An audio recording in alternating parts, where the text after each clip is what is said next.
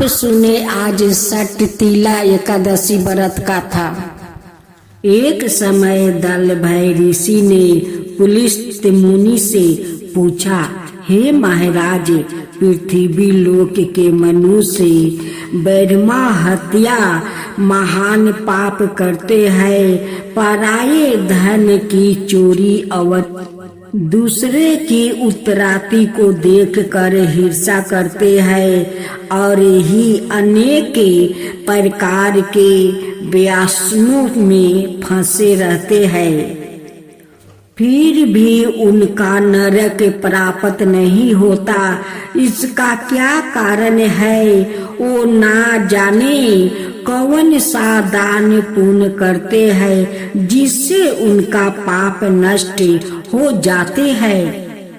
यह सब कृपाए पूर्वक आप कहिए। पुलिस्तय मुनि कहने लगे, हे महाभोग, आपने मुझसे अत्यंत गंभीर प्रश्न पूछा है।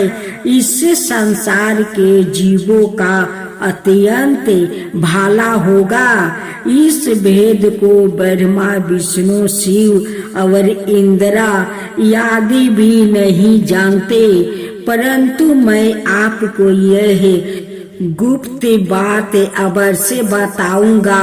माघ मास के लगते ही मनुष्य को स्नान आदि करके शुद्ध रहना चाहिए और इंद्रियों को वश में करके और काम में क्रोध, लोभ, मोह, अहंकार, हिंसा और दृष्टि आदि का त्याग करके भगवान का पूषै नक्षत्र में गोबर का पास तिल मिलाकर उनके कंडे बनाने चाहिए। उन कंडों से 108 बार हवन करना चाहिए और उस दिन मूल नक्षत्र और एकादशी तिथि हो तो अच्छे पुण्य देने वाली नियमों को ग्रहण करे।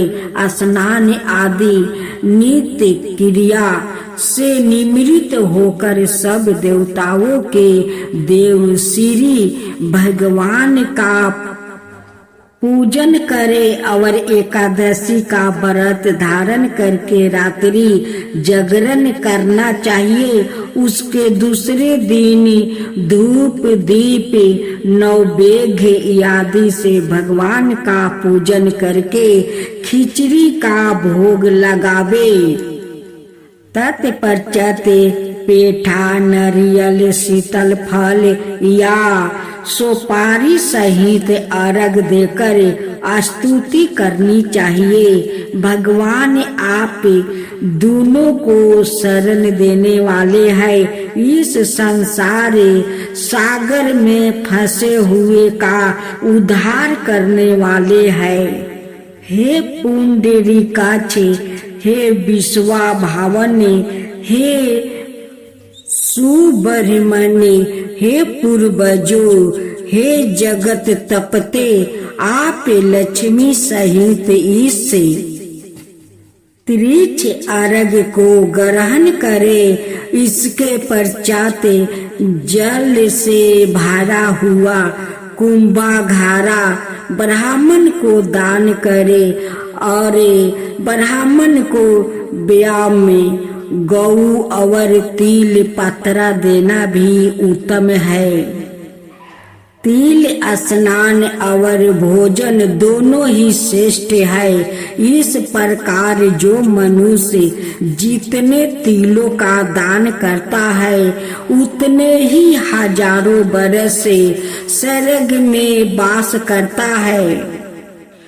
तिल का उपटन, तिल का भोजन, तिल का हवन, तिलों का दान या तिल के 6 प्रकार के प्रयोग होने के कारण यह षष्ठ तीला एकादशी कहलाती है। इस व्रत के करने से अनेक प्रकार के पाप नष्ट हो जाते हैं। इतनी कथा कह कर पुलिसते मुनि कहने लगे कि अब मैं इसे षष्ठ तीला एकादशी की कथा तुमसे कहता हूँ। एक समय नारद जी ने भगवान विष्णु से यही प्रश्न किया था, तो भगवान ने जो षष्ठ तीला एकादशी का महत्म्य नारद जी को सुनाया सो मैं तुम्हें कहता हूँ। नारद जी कहने लगे, हे भगवान, षष्ठ तीला एकादशी का क्या पुण्य होता है और इसकी क्या कथा है सो मुझसे कहिए। भगवान कहने लगे, हे नारद, मैं तुमसे आंखों देखी सत्य घटना कहता हूँ। तुम ध्यान पूर्वक सुनो। प्राचीन काल में मृत्यु लोक में एक ब्राह्मणी रहती थी। वो सदाए व्रत करती रहती, इससे उसका शरीर अत्यंत दुर्बल हो गया। यद्यपि वो अत्यंत बुद्धिमान थी, परंतु उसने कभी देवताओं या ब्राह्मणों के नियमित अन्न या धन का दान नहीं किया था। इससे मैंने सोचा कि ब्राह्मणी ने व्रत आदि से अपना शरीर शुद्ध कर लिया है, अब इसको विष्णु लोक के तो मिल ही जाएगा। परंतु इसने कभी अत्र दान नहीं किया है, इससे इसकी तृप्ति होनी कठिन है। ऐसा सोचकर मैं एक भिखारी बनकर मृत्यु लोक में उस ब्राह्मणी के पास गया और उसे भिक्षा मांगी।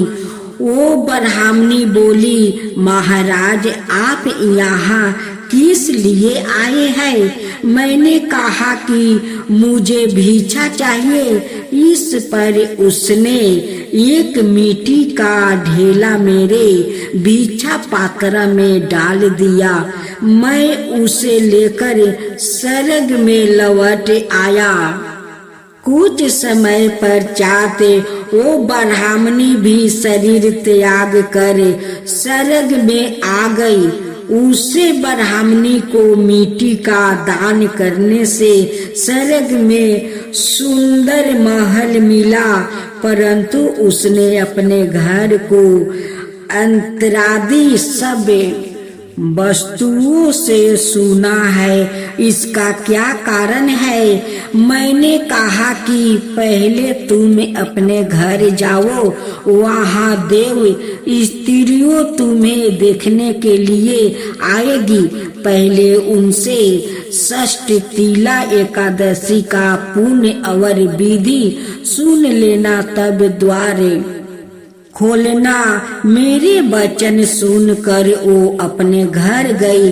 जब देव स्त्रियों आई और द्वार खोलने के लिए कहा तो ब्राह्मणी बोली कि आप मुझे देखने के लिए आई है तो षष्ठ तीला एकादशी का महात्म्य कहिए। उनमें से एक देव स्त्री कहने लगी कि मैं कहती हूँ। जब ब्राह्मणी ने षष्ठ तीला एकादशी का महात्म्य सुन लिया, तब उसने द्वार खोला। देवगणाओं ने उसको देखा कि ना तो वो गंधर्वी है और ना असुरी है, वरन पहले जैसी मनुष्य है। उससे ब्राह्मणी ने भी उनके कथा अनुसार षष्ठ तीला एकादशी का व्रत किया। इसके प्रभाव से वो सुंदर और रूपवती हो गई और उसका घर अन्य आदि संपत्ति सामग्रियों से युचित हो गया अत मनुष्यों को मूर्खता त्याग करे षष्ठी तिला एकादशी का व्रत और लोभ ना करे सत्य तिला का दान करना चाहिए।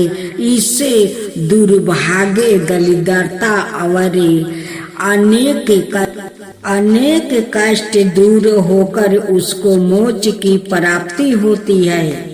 धर्मराज युधिष्ठिर बोले, हे भगवान, आप माघ के कृष्णा पक्ष की षठ तिला एकादशी का अत्यंत सुंदर वर्णन किया है। माँ तुलसी की जय हो, माँ तुलसी की जय हो, विष्णु भगवान की जय हो, विष्णु भगवान की जय हो। माँ तुलसी और भगवान विष्णु का विवाह अनुष्ठान है। इस त्योहारों के दौरान कन्यादान समारोह सहित सभी शादी से संबंधित अनुष्ठान किया जाता है।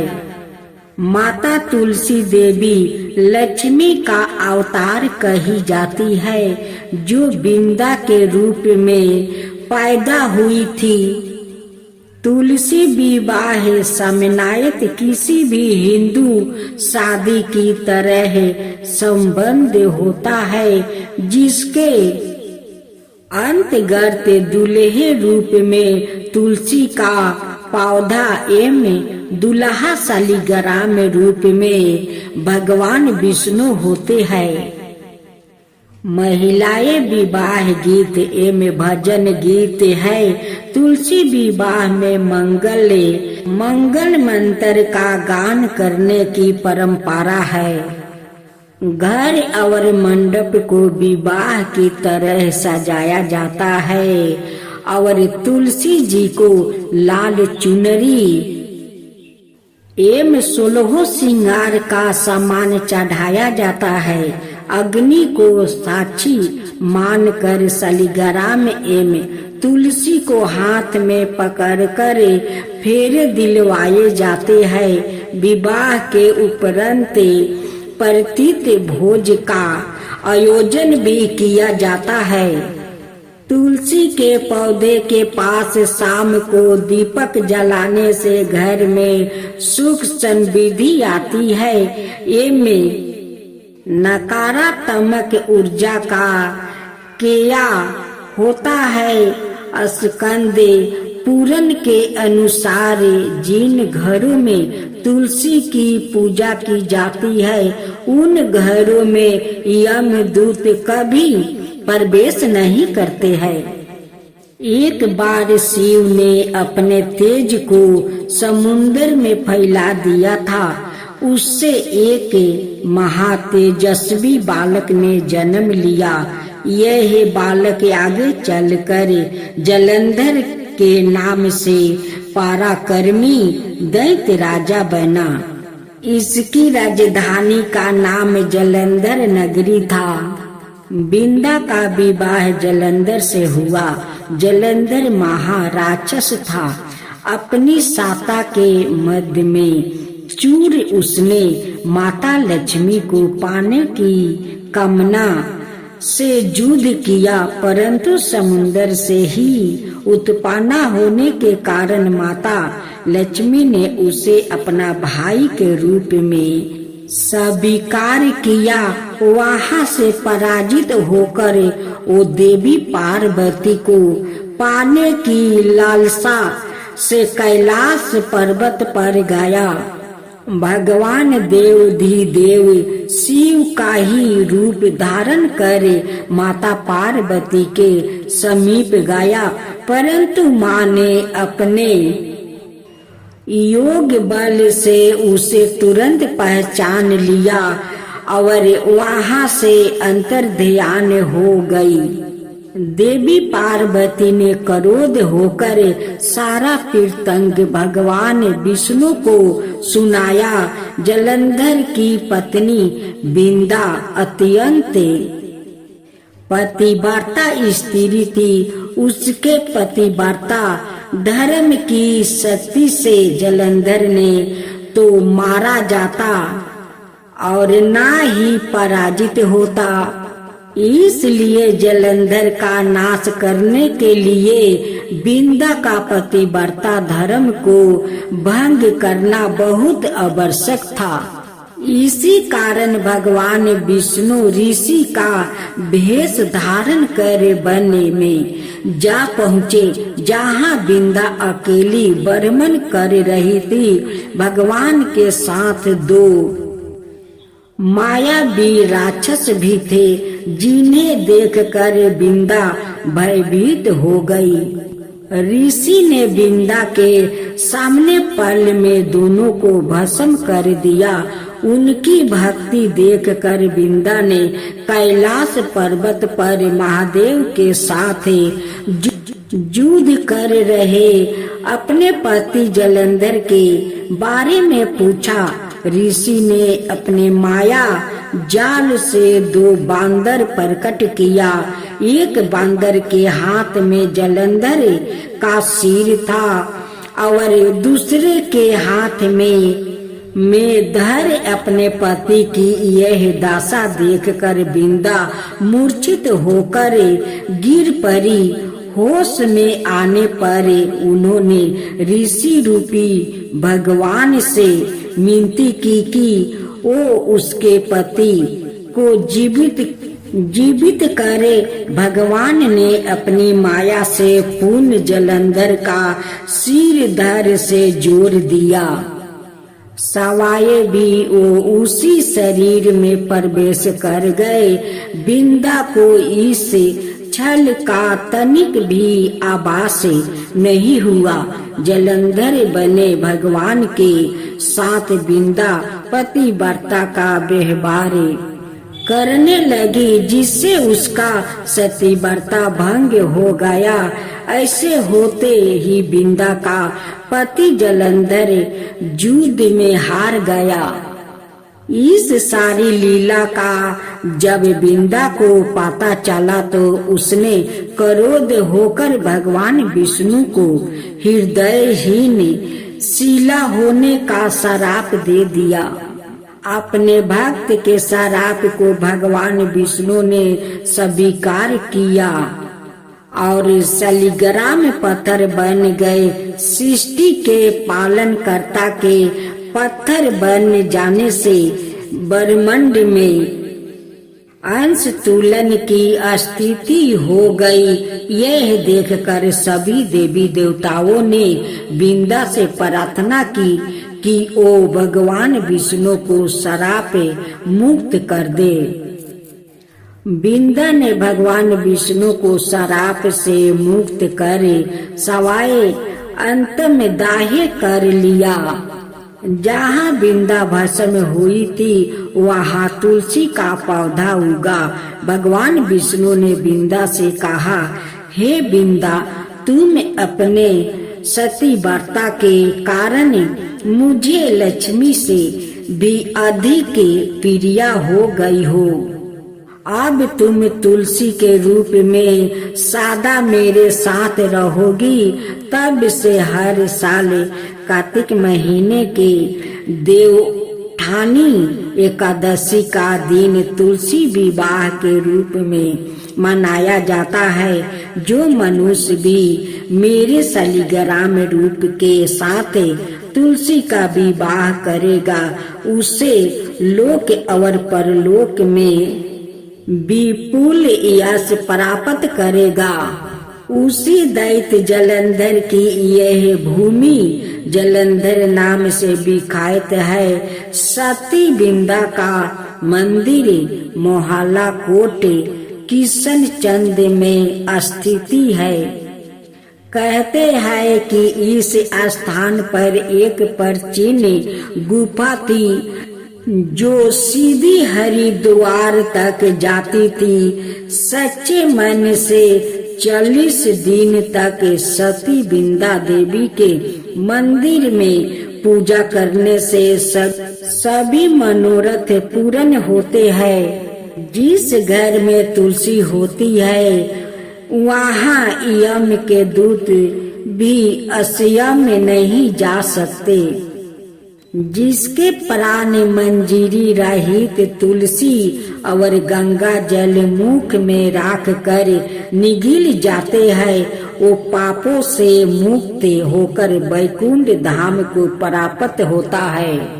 जो मनुष्य तुलसी अमलों की छाया में अपने पितरों का श्राद्ध करता है, उसके पितरों मोक्ष को प्राप्त हो जाते हैं। जय जय तुलसी माता, जय जय तुलसी माता, सब जग की सुखदाता दरिदाता।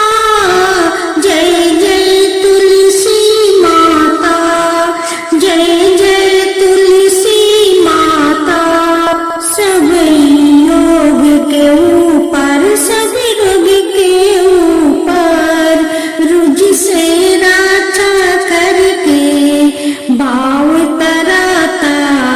जय तुलसी माता, रुझ से राछा करके भाव तराता। जय तुलसी माता। बाहु पुत्री है सयामा, सुरबली है गारामा, विष्णु प्रिया जो तुमके सेवे सो नर तर जाता। जय जय जय तुलसी माता, जय जय जय तुलसी माता। हरि कैसी सदी राजते, त्रिभुवन से हो बनती थी, पति थी जनों की तारानी, तुम होगी खाता। जय जय तुलसी माता, जय जय तुलसी माता। लेकर जन्म बिजन में आई दिव्या भवन में, मानव लोगी तुम्हीं से सुख संतति पाता। मानव लोगी तुम्हीं से सुख संपत्ति पाता। जय जय तुलसी माता, जय जय तुलसी माता।